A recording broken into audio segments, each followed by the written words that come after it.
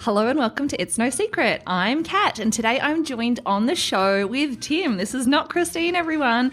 We have a special Money Moments episode with Tim, who you may have heard us mention a few times on the episodes before because he is one of our great team members here at Kernel. We also refer to him as the only Gen Z that works in our team, and we like to give him a bit of stick about that. But today he is actually here to share a little bit about his journey with money and finances to date, particularly going through the transition from being, I'm going to make an assumption, but we'll find out soon, a relatively poor uni student into someone that actually earns some money, pays for themselves, has all the things and lots of different financial goals. So bit of background. Firstly, thanks, Tim, for joining us. Welcome.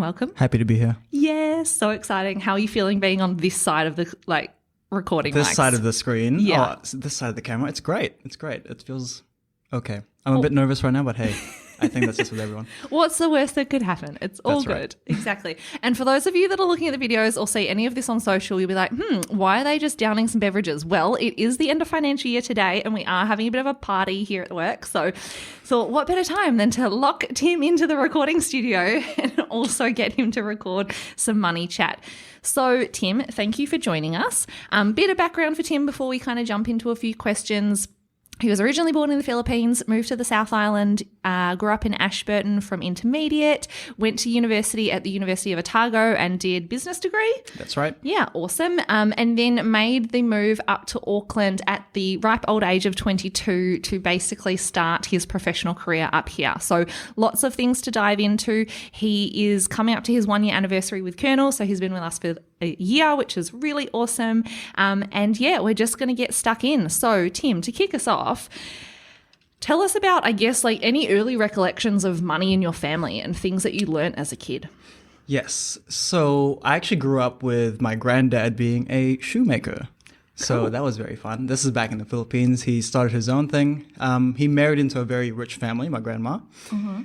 And so she had a lot of land, basically. Right. And he grew up as a farmer. And he knew nothing about business, but he dipped his toes in. It didn't end up too well, but he ended up getting all of his kids, a college degree, and now we're all in New Zealand. So it pretty much worked out for him.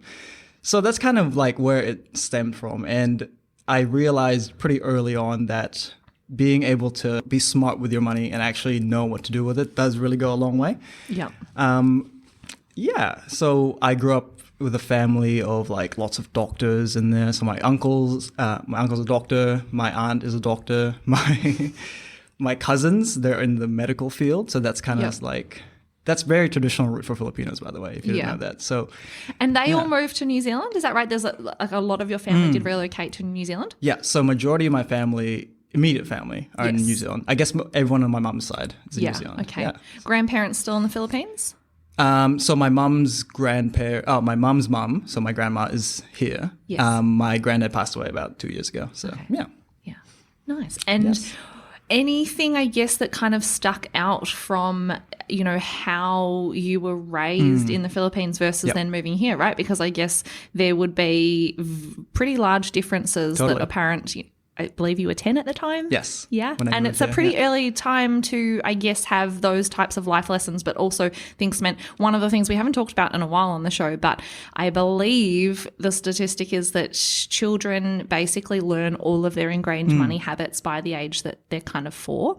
Oh. So a lot of your very early experiences and then between the ages of 4 and 7 is when they kind of start to cement some of those behaviors and understanding. So it obviously is really the stuff that you're picking up and observing from your family. So yeah, just interested to hear, I guess, how things might have differed between Filipino life and then moving. Yeah, totally. I guess it was very common I got an allowance when I was a kid. And it's really funny looking back at it. I got like 50 pesos at the time. So I was around, probably like 8 or 7. And I'll get 50 pesos a week. And if you convert that to here, it'll be around $1. Okay. So I basically got $1 a week. Did that feel like a lot at the time though? It felt like a lot at the time. And what did you spend it on? Lollies, basically. Yeah, it's very every classic. kid did that, right? Exactly. Like surely going to the corner store kind of thing. Yeah, exactly was that. So that was kind of my first taste of like an allowance, quote unquote. And from then on, honestly, I can't remember much of my life of like with money in the Philippines. I do remember that my parents really hustled to, get get the best for me and my sister, that kind of thing. Yeah. So that's why we ended up moving to New Zealand in the first place. So yeah. Nice. Awesome. And then you obviously, continue your schooling journey here, work towards university, ended up in the world of like business and finance. Was that always the plan? There's obviously a bit of like medical background in the family. Was it, talk us through how you decided to go down that path. Totally. So like my family, I guess, is very traditional in that sense at the time when we first moved to New Zealand, in a way where it's like, my granddad's a great example. He's like, the only way basically he learned to be successful in life is to be a lawyer or a doctor. Right. Very black and white, that kind of thing. So I kind of grew up thinking like, oh, cool, I'm kind of like destined to either, be in the medical field somehow, or like either become a doctor or a nurse or something like that. Yeah. And growing up, I always thought about it like that way. But like as I got close to like year 12, year 13, that kind of thing, and I saw all my cousins take, well, not all of them, but a few of them take like the medical route, really made me think like, is that really something I want to do, or is that something that it's kind of been ingrained in my head to do? Yeah. So ultimately, I decided against like doing that, and I was looking at what I was doing well in high school. Even though I was doing decently on like the sciences, one thing that really stood out was economics, and I really liked the idea behind that, and I was like, okay, cool. So I'll do a bachelor's of commerce in economics, and I was like, oh, what else can I do? And at the time, I was like, oh, I kind of want to be like very entrepreneurial when I leave, and since I'm getting a university degree, may as well get the most out of it. So I was like, what's something that could help me in that front? So I was like, oh, marketing's good because everyone's always going to look for something to sell, and eventually, if I want to do something in that front, that'll be useful. So ended up taking those two. Yeah. So that's kind of how I ended up with that, and yeah, Mom, it was very interesting talking to Mom about it because she was like, she'd make those jokes where it's like, oh, you took the BCom, that's not quite a doctor, but that's fine. The second tier degree. Yeah, is that what it was? Degree. Yeah. And you get ripped out. It's funny because like in uni, you obviously get like the hierarchies of degrees where people rip out on you for. So it's like one of those things where it's like, oh yeah, you're just doing a BCom. Like, oh, okay. Oh. I'm like, oh, okay, damn. It's still pretty top tier for us in Australia. That's like anyone that does an arts degree. It's like, are you just going to university to become a barista? And so then going through the decision, I guess, to do that and do that degree at Otago, what was kind of like the money choices that you had to make around that? Because I assume you're moving out of home to do that. And were you like, how did you learn up about student loans and how to fund that and kind of what your options were? Yeah, honestly, like I think my biggest downfall was not learning more about how student loans really worked. Yeah. I think it would have been really effective for me to actually just like sit down and like because my cousins went to Otago first and I went there just for like to go visit them. Yeah. And I loved it. It's really good. Like it's very cool there. And like the university life there is very different to what they have here. So a big factor of me moving out there was one, it was far enough away from my family, but it was close enough that I could visit them. Sure. But anyway, going back to the money situation. Yeah, I wish I learned a bit more about student loans before going there. Would it have changed my outlook on like how much money I would have spent? Probably not, to be honest. Yeah. But yeah, ultimately the decision was like be a bit further away and have more independence. Yep. Or go to Christchurch, which was the other option, because Auckland and Wellington were a no-go for me straight off the bat because I knew it was expensive. Sure. And so I was like, okay, it's either between Christchurch or Otago. Yeah. And Christchurch was a bit too close, so I was like, okay, let's go to Otago. Nice. And then I guess were you just like, okay, cool, I'm just going to put this on my student loan. That's a normal thing that like Kiwis obviously talk about and people do, and it seems like everyone does that. Yep. And I guess you just like tick a box and I don't know, the money goes somewhere and then at some point you find out that it totals a large-ish sum of money. So how much do you have on your student loan at the moment? I'm assuming you know this, Tim, because you're a spreadsheet kind of guy. I do know this. It's around 40K at the moment, I'd say. Okay. I took out the max amount of loan as possible every single time, got the course-related costs out every year, and that's... Okay, maybe I don't know if we want to share this or not, but I remember during the it's kind of like a meme, you just take out your student loan and just like don't even worry about the receipts, that kind of thing, and everyone does it. I don't want to encourage this behavior, but like that's super common, and everyone does it. Yeah. So do you know what the highest amount of it was? Like when you left university, I assume obviously it's the highest then. Like what was the total sum? It was around well, I paid off about $2,000 or $3,000. So I think it was somewhere around $45,000, that kind of thing. Yeah. So I went to Otago for 3 years, took out the max loan, which was around, like for living costs, that kind of thing. So I think it was around $230 a week was the max in that. So realistically, I had that every week coming in, and my dad would give me like $50 a week extra as well. So that was quite helpful. Yeah, cool. Yeah. And I guess, so then taking us back to that time of your life, yes. How did you afford to live? Oh gosh, this was... Yeah. I mean, I say this as someone that, like, I obviously have, I think I've talked about this on the show before, but came from a very privileged position where in Melbourne, well, in all of Australia, it's very uncommon to move out of home to go to university. Oh, is it? So when I speak to people about this in New Zealand, I'm like, this is really weird. Like, A, why do you want to give up free rent? I mean, I know sometimes, you know, people's parents' challenges, or there could be financial, like family challenges. Cool. But for, you know, some people that have the luxury of doing that, I was like, there's free rent, you know, it's easy, all that kind of stuff. And I think as well, because there's so many universities in Melbourne that are very close to the CBD, it's very accessible. Like, people don't really need the idea of being on campus or staying somewhere where that's like 40 minutes from my house is a bit weird. So coming here and kind of finding out that most people move somewhere, and obviously there's a whole experiential part of that, which is awesome. But I guess, for me, I'm like, I think of myself at university, and I had a part-time job that basically just funded my social life and the small amount of money that I paid my parents in board, and then it put like fuel in my car and paid my phone bill. That was essentially like all my costs. Yes.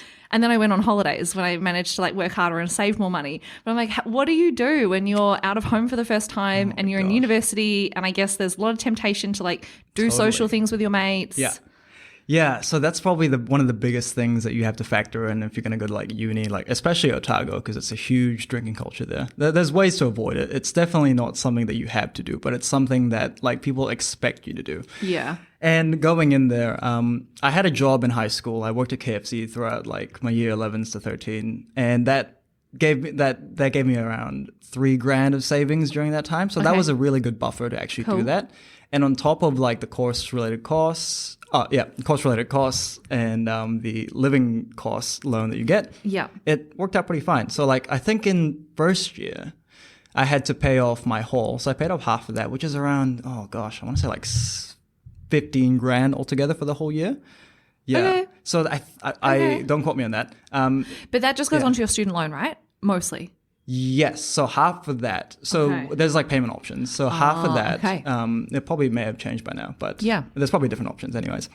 So we chose to pay off half of the $15,000 like in cash. So like $7,500, that kind of thing. So my dad and I kind of like went halves on that kind of thing. Yep. And then the rest of that will be paid off by me every week in first year. Okay. So I'll pay off like a chunk of my living costs will go into that. Yeah. And I'll have like, I don't know, I think it was like $50 or $70 a week to like spend on discretionary things. So that's kind of the main thing in first year. The second year was very different because you have to go flatting. Well, you don't have to go flatting, but the very common option is to go flatting. Right. And that one was a completely different beast to first year because you actually have to figure out how to cook, pay for expenses.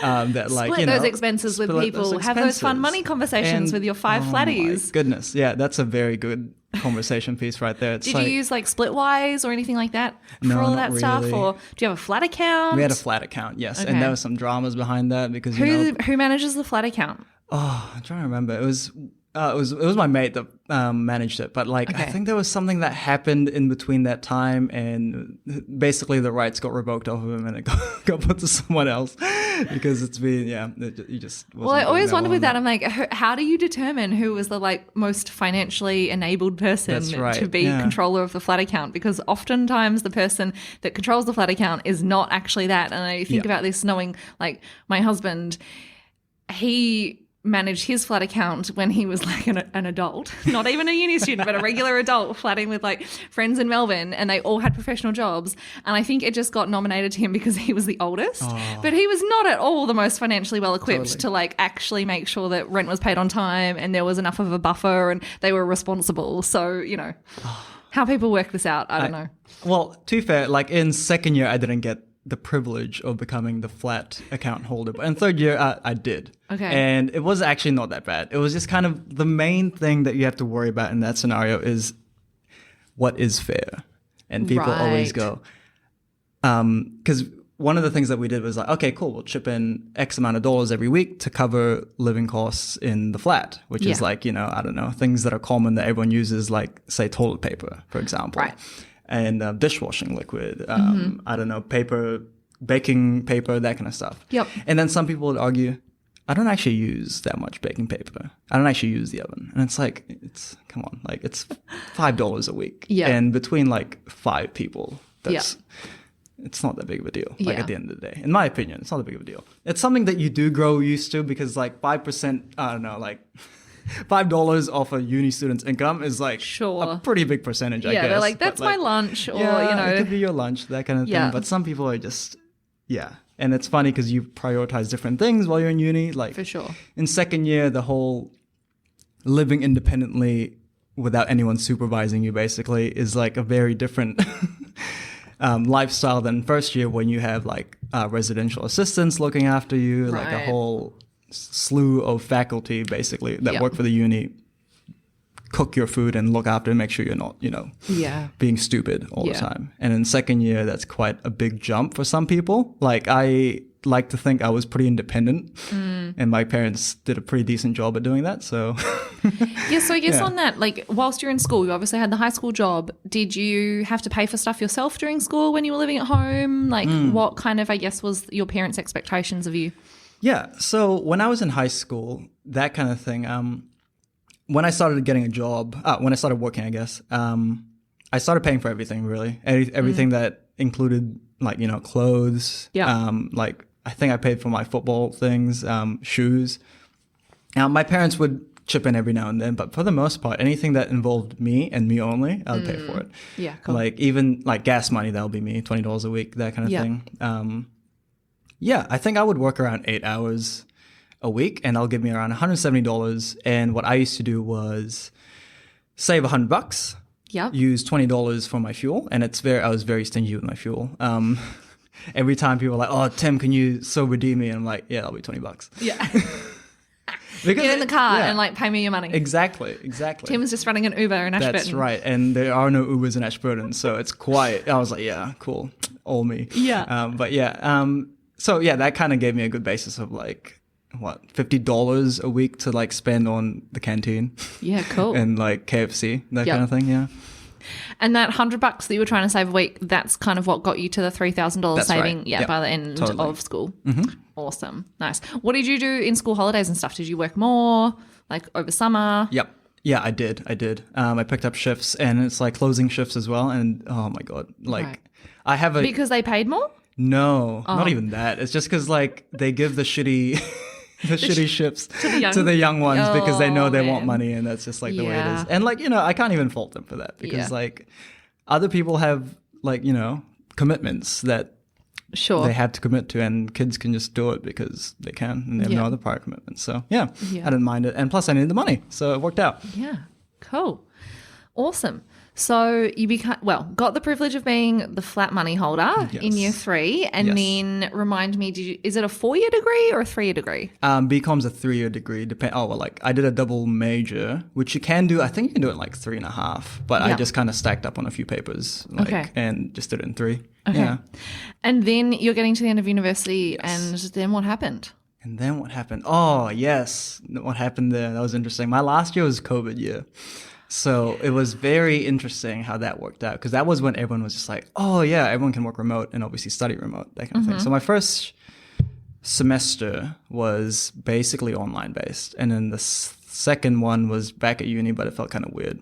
And next thing you know, it just ended. So I was like, oh, cool. That didn't feel like I finished at all, because you're doing things online, and my grad almost got cancelled, that kind of thing. But anyway, it was around... Did you have to do the first semester, did you go back to Ashburton and do it from home, or were you in the flat? I was in Ashburton and went back to Ashburton. How did that work? I'm interested. Like, did anyone stay in the flat, and how do you kind of... Like, what happened with the finances? Or were you just like, we're moving out, it's COVID, like, we're not paying the rent? That's a good point. Well, like, one of the biggest things was like, oh, I'm not in the flat. Like, do I have to pay rent? Yeah. It's like, no, you have to pay rent.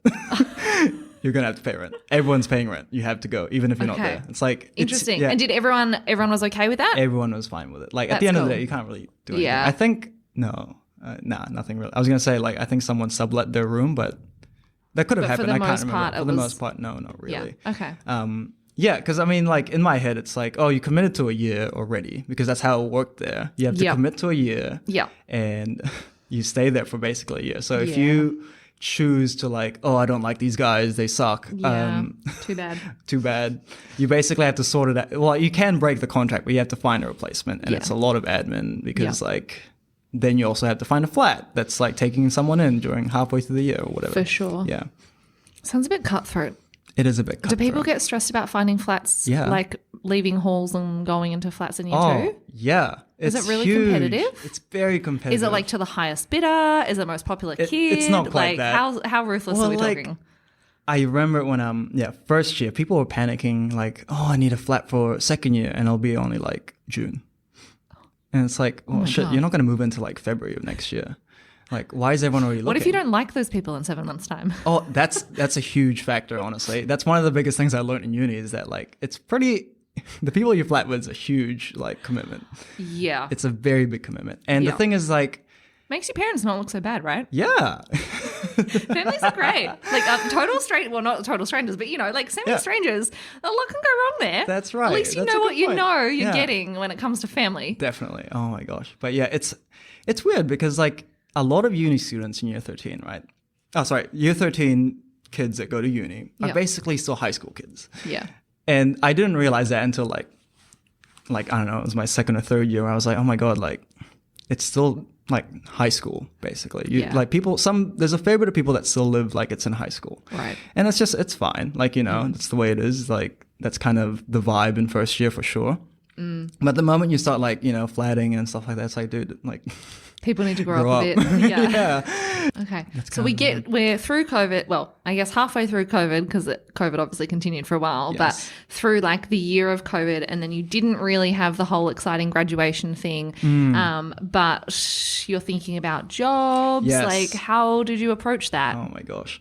Yeah. So right before I was about to graduate, which is around, I think it was around October, November when my last exams were coming up, I was already looking for jobs. And I felt Okay. quite confident at the time because I Yeah. was getting like interviews and people were like asking for references and stuff like that. Cool. And I get to that stage and so, I think I got to like 3 interviews for one company at one point. And then they were like basically ghosted me. And I was like, are you serious? Like you interviewed me 3 times and you just ghost me. Like, No. it was not good. But anyway. And are these in like, were you just trawling Seek? Yeah, Or, I was just trying Seek. Yeah. I didn't really know where else to look. And Okay. looking back at it now, I was like, dang, there's so many resources out there. Like there's literally a uni portal. There's like a student job search thing that you could actually Yeah. use to... Even like Or, like, LinkedIn look for and jobs. just like, Yeah. I guess, looking for companies that you kind of Definitely. connect with, right? And seeing Yeah. what they're posting and maybe, trawling their websites and Yeah, there's heaps of resources. And like you actually just have to sit down and look. And Yeah. the thing is like when you're at that age, you're like, oh, I don't care. Like I'll find a job. Whatever pays me. Yeah, exactly. Yeah. And at the time, I felt confident. I was like, yeah, cool. I've got a uni degree. I'm pretty smart. Like I can make this work. I could make this work. And then next thing you know, it's like January and you're like, oh, like, oh, so actually, no, I didn't get that far. I think I got to like almost end of December. At that point, I was like kind of panicking. I Right. was like, oh my God, I need a job. Like And what were your parents saying at this point? my parents were just like, take any job that you can get. And I was Classic parent yeah. advice. And they were like, and I was like, why? And it's like, oh, like you're a grad. You know nothing. Like you're good, If anything, you're kind of a burden at times. Like, which is like fair. Love the honesty though. Like, yeah, it is. They've got a level with you. Yeah, exactly. And that's Yep. one of the things that you Yep. like you don't really get the choice when you're a grad. You don't get the benefit of choice. And you can't be spoiled for choice when you're a grad. Unless you're like, heaps of experience, you did all these extracurriculars and you're Yeah. a straight A student.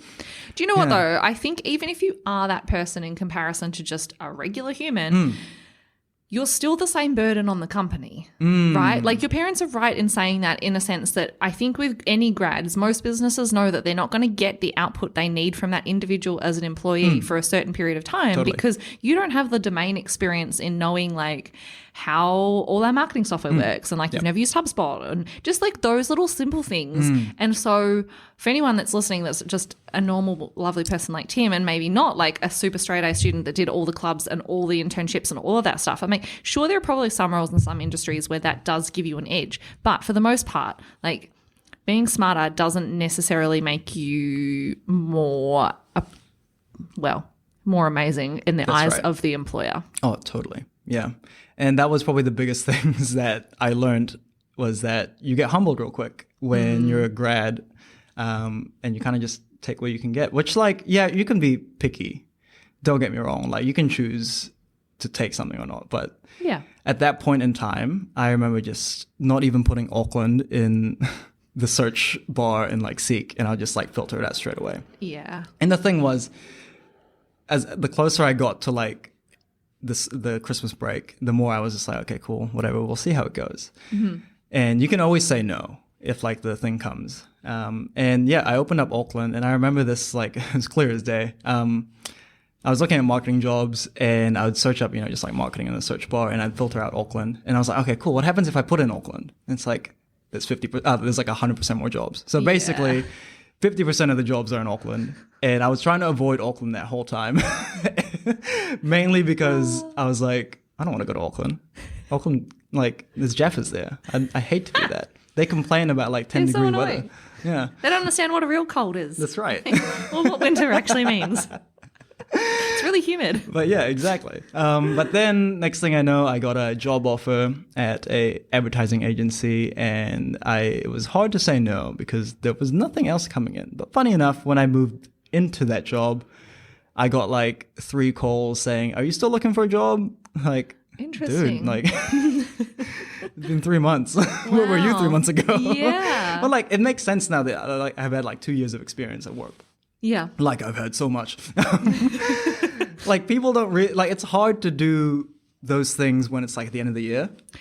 Like, Yes. hiring. Yes. Like for True. example, like here, like when you guys are hiring now, it's quite a big ask. It's actually a is. lot of resources Yeah. that takes up. And I guess as well, like just on that practical sense, right? It's like a lot of people, particularly if they have children and they're in a position that involves hiring other staff, like, well, they may actually just not even physically be here to do that Totally, process, yeah. right? And then a lot of people obviously take time off over summer anyway. And by the time people kind of get back into it, it's like you kind of do need to work on the fact that most businesses are only kind of actively doing what I would say like new work, right, until the end of November. And then totally. December, January sometimes is like holding pattern months, and then they kind of kick back into Yeah. it, which is not great when you don't know that sort of stuff coming out of university. That's right, Or you're yeah. like, oh, Exactly. And that's one of the things I learned straight away was that if a job ad was like, I don't know, like anything past 2 weeks old, I'm like, Yep. nah, no shot.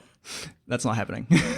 Like the odds of them finding a good candidate within like the first week is pretty high. yeah, And anything right. past that, I kind of don't trust the fact that they'll be like, they're yeah, cool. actually gonna Someone, look yeah. at it. Yeah, Yes. exactly. Yeah, no, that's fair enough. Yeah. Yeah. I mean, hey, I know like from our experience when we have opened up graduate roles, we get like proportionately compared to other roles in the business, the highest percentage of applications yes. obviously coming in for, entry level positions.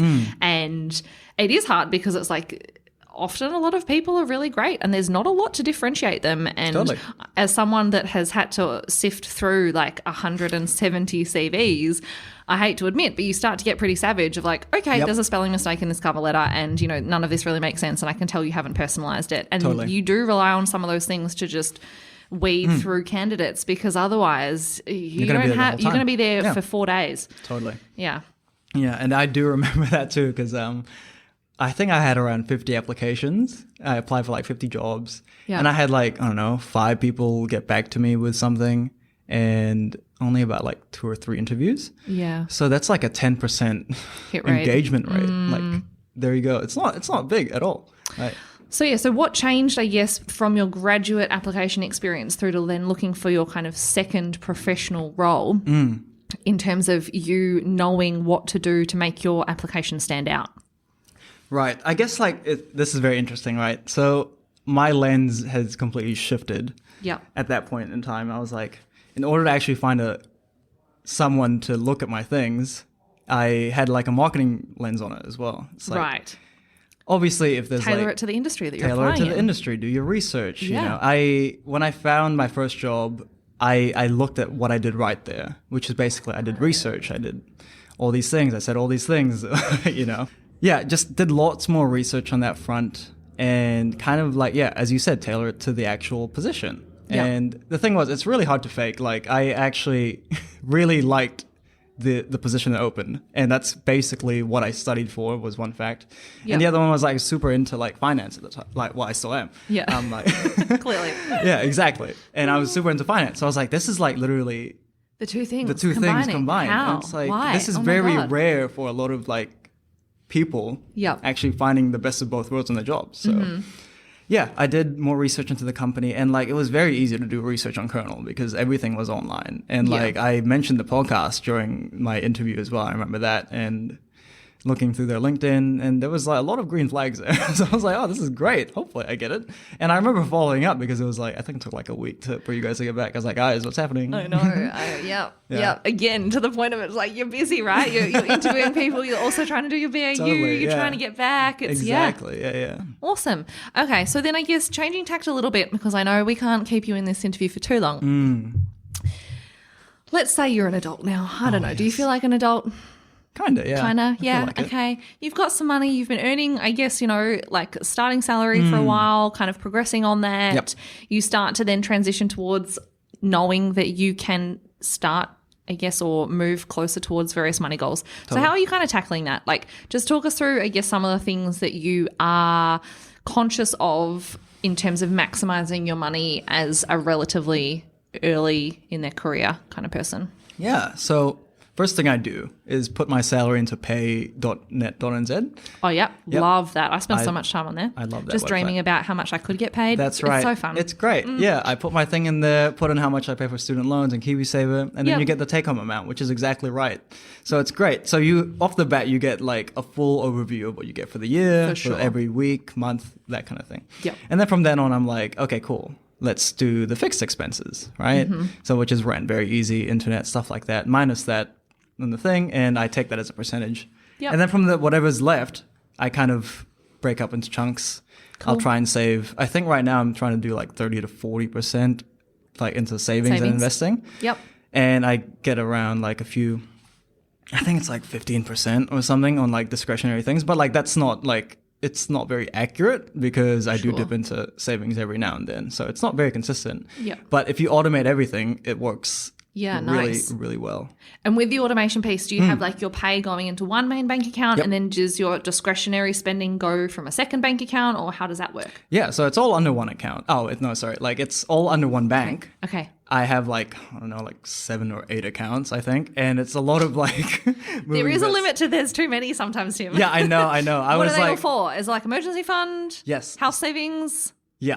Yeah, so it goes... Holiday savings? let's I'm pull just it- gonna guess let's all your pull it goals out. here. Let's pull it out, eh? Okay, All right, yes. let's- Show me, show me. okay, cool. So we've got... Is this with Westpac This or is BNZ? with Westpac, Yeah, yes. Westpac makes this super easy. Yeah, Love their app it's as well. quite They do. nice. Shout out to Yeah, them. Oh, here we go. Yep, so what is it? 1, 2, 3, 4, 5, 6, 7, 8, 9. 9. Oh my God, Tim, 9 accounts. tell me. Okay, so basically my first account is what I call my disposable account. Okay. So this is everything like, discretionary. And I put in like, every week I give myself a budget. For fun stuff? For Or fun just stuff. everything? For fun stuff. Like lunch? Yeah, lunch. Doing things on the weekend? Doing things on the weekend, that kind of thing. And then after that I have my emergency fund, which is like, I think it's in the savings account. I can't remember what it's called, but if you pull out too much money, if you pull out too many things, you don't get the interest rate. No, and it's not that. It's they penalize you for if you pull out like too much, okay. like too many transactions at 1 month or something. And are you currently contributing to that on a regular basis, or Yep. have you got enough in there? I'm contributing to Okay. it. Yeah, so that's where I put my emergency fund. What are yeah. you aiming to get that to? Around $3,000. Okay. Like I've had to dip into it because of my holiday coming up next week. Not next week. Sorry, next month. He wishes it was yeah, next I know, week. It's right? not. Yeah. Sorry. Tim. Yeah, and then I have my rent account. Okay. And then I have Yep. utilities and groceries. Yep. And then I have, I don't know, you can't reorder it, which is kind of annoying because I want to reorder it. Oh, yeah. Yeah, and then I have my holding account, which is where I get paid. And Okay. that's kind of like where all the expenses get Deducted from? deducted from. Yeah, Yeah. yeah. Like any direct debits come out of there? Yep. Definitely, yeah. So most of it goes out of there, and then I Yep. have my events budget for like flying around the place, like to go see my family, that kind of thing. Nice. And then I have another fun account, Okay. Yep. which is kind of just like separate from my discretionary everyday spending, because like Is this if- like big ticket fun items? kind of, it's kind of just like things to like, oh, you want to go like buy a new T-shirt or something, then yeah, I'll take money out of that. Yep. And And then I have my investments account, which honestly, looking back at it, I probably don't need this because it just goes straight into Kernel. Like, it's just an account to have like money in, and then it just transfers. Whereas to Kernel. you could just probably do that from your holding exactly, account. yeah. But I was like, I already have an Fair, account. fair, Bothered, fair. like, and then I have my medical things, which just gets money in every time. Yeah. So yeah. And is that just stockpiling money for future medical expenses, just in case? Just in case, yeah. Like things related to my health, like I don't know, like even like a haircut. I think I take money out of that. I'm just like, yeah, cool. Okay. I mean, it is a lot of accounts. Is it working? Do you like it? It works fine. Great. And like, I like it because it separates it into like buckets, right? Yes. And I know if I'm missing money in my rent account one week and there's an issue there.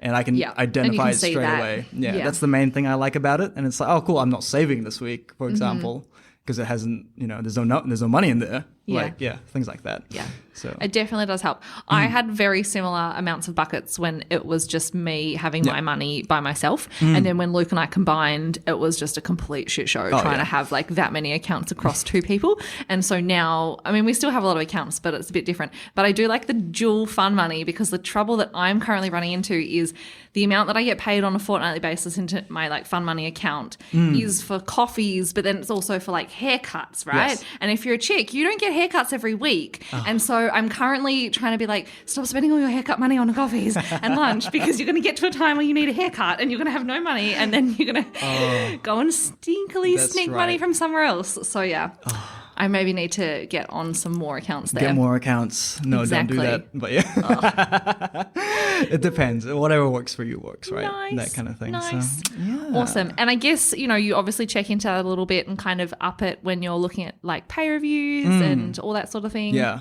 Yeah, that's it's quite a process because I'm like, I don't want lifestyle inflation to kick in.